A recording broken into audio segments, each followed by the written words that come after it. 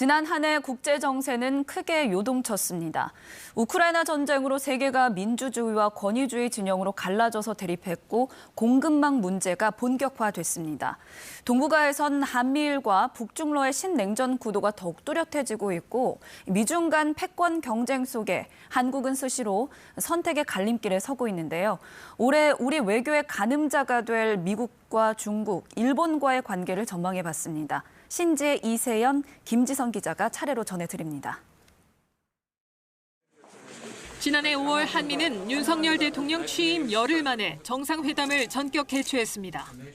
양국은 글로벌, 포괄적 전략 동맹으로 더 밀착했습니다. 안보와 경제 등 다방면에서 한국은 미국 주도 국제 질서에 적극 동참했습니다.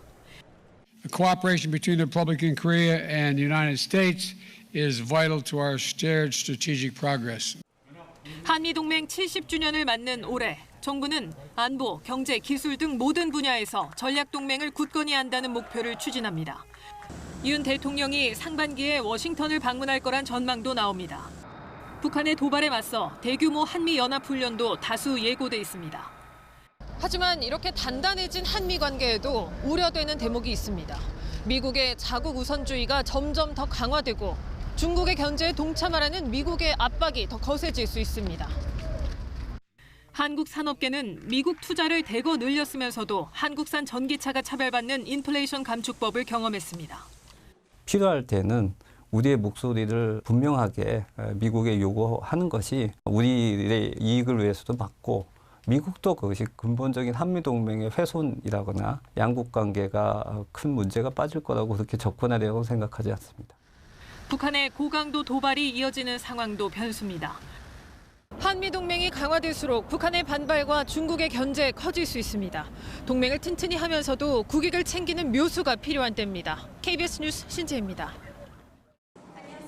윤석열 정부 출범은 한중 관계에 큰 변화를 예고했습니다. 미국이 중국 견제를 위해 추진한 각종 국제 질서에 한국은 주도적으로 참여했습니다. 한중 관계의 뇌관인 사드 문제에서는 안보 주권을 내세워 물러서지 않았습니다.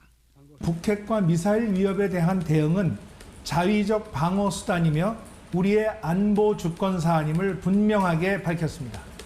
한중 수교 30주년 기념식은 냉랭한 분위기 속에서 치러졌습니다.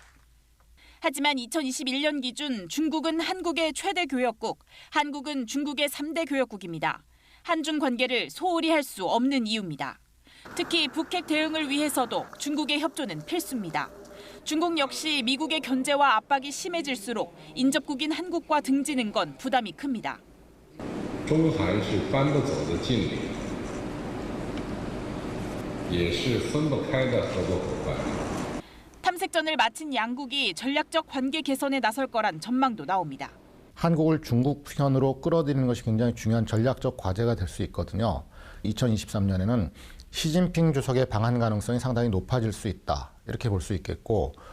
지난해 시동을 건 한한령 해제와 FTA 후속 협상 등은 관계 도약의 계기가 될 수 있습니다.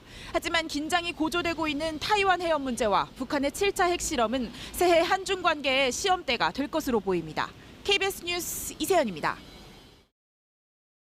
한일 관계 현주소는 이곳 평화의 소녀상 앞에서 상징적으로 느낄 수 있습니다.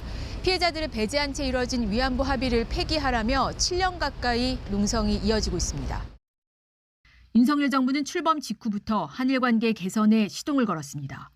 지난해 9월 한일 정상이 2년 9개월 만에 회담을 했고 이후 각 급별 교류가 급물살에 탔습니다.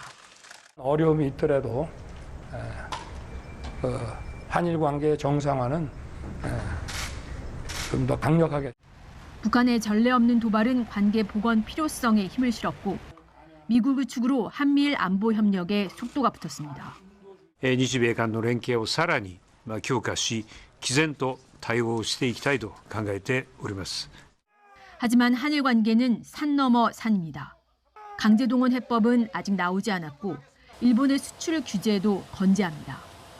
일본의 부당한 독도 영유권 주장, 과거사 왜곡, 후쿠시마 오염수 방출 문제 등 난제가 수두룩합니다. 잘못 풀어놓게 되면은 우리 국민들의 대일 불신감이라고 하는 거는 임계점을 넘어갈 가능성이 있고 그거는 이 한일 관계를 불안정화하는 굉장히 이 영속적인 그러한 문제로 작용할 가능성이 있거든요. 최근 무비자 입국 재개로 양국 교류가 급증하고 있습니다. 국민 간 상호 호감도 높아진다면 관계 개선에 큰 우군이 될 수 있습니다. KBS 뉴스 김지선입니다.